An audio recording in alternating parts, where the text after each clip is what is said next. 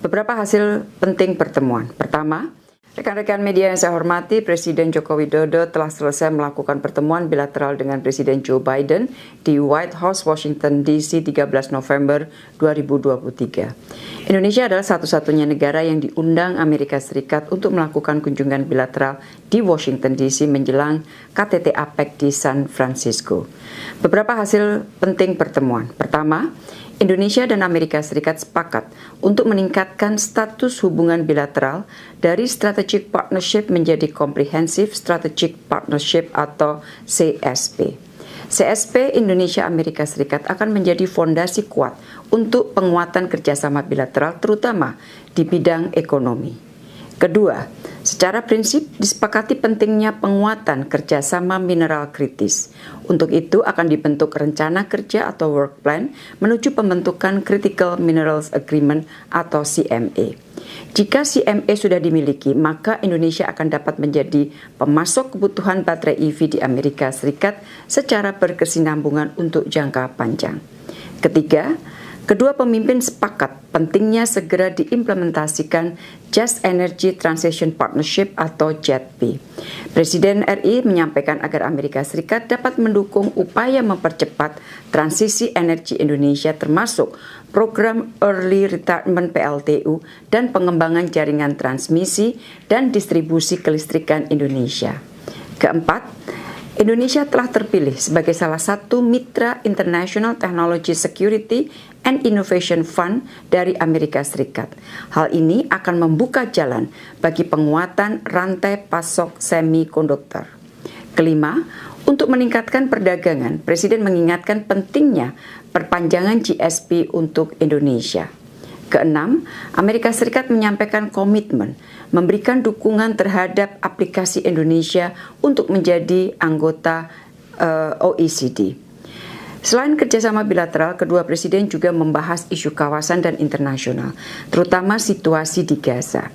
Presiden Jokowi menyampaikan posisi tegas Indonesia dan meminta agar Amerika Serikat dapat menggunakan pengaruhnya kepada Israel untuk menghentikan kekejaman di Gaza. Gencatan senjata oleh Presiden dinyatakan sangat penting untuk segera dilakukan dan bantuan kemanusiaan yang aman dan berkelanjutan dapat dilakukan.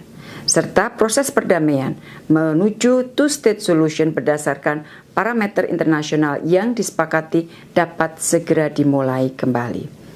Presiden RI juga menyampaikan hasil keputusan KTT luar biasa OKI yang baru saja diselenggarakan di Riyadh 11 November yang lalu pada saat pertemuan dengan Presiden Joe Biden. Presiden Jokowi menyampaikan bahwa posisi negara OKI sangat solid dan tegas agar Israel segera mengakhiri kekejamannya di Gaza. Rekan-rekan media yang saya hormati, dari kunjungan ini telah disepakati 6 dokumen kerjasama G2G, termasuk kesepakatan pembentukan Comprehensive Strategic Partnership, kerjasama di bidang kesehatan, ESDM, maritim, dan kebudayaan. Dari sisi bisnis, telah disepakati kerjasama bisnis senilai 25,85 miliar US dollar, antara lain investasi pembangunan carbon capture storage dan kilang petrokimia, pengolahan nikel baterai EV, dan pembangunan modul dan panel surya. Selain pertemuan bilateral, Presiden juga memanfaatkan kunjungan ke Washington DC untuk menyampaikan policy speech di Georgetown University yang dihadiri sekitar 700 peserta. Presiden berbicara mengenai pentingnya kemitraan Indonesia-Amerika Serikat dalam turut berkontribusi bagi penciptaan stabilitas dan kemakmuran dunia. Presiden juga mengapresiasi rencana Georgetown University untuk membuka kampus cabang di Indonesia tahun depan. Selepas menyampaikan policy speech, Presiden juga menyempatkan untuk melakukan sholat asar berjamaah di Masjid Kampus Yeromamut. Masjid ini adalah masjid pertama yang didirikan di kampus Jesuit di Amerika Serikat, di mana imam masjid yaitu Imam Yahya Hendi merupakan tokoh Muslim Amerika Serikat keturunan Palestina. Presiden juga telah menerima audiensi dari CEO Freeport McMoran yang antara lain menyampaikan perluasan investasi 3 miliar US dollar untuk pembangunan smelter di Gresik dan Papua.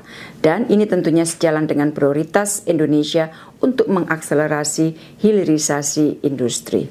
Rekan-rekan media yang saya hormati, setelah dari Washington, Presiden akan menuju ke San Francisco untuk menghadiri rangkaian KTT APEC, IPEF Leaders Meeting, dan berbagai kegiatan lainnya, termasuk pertemuan bisnis dengan berbagai pengusaha Amerika Serikat. Demikian yang dapat saya sampaikan. Terima kasih.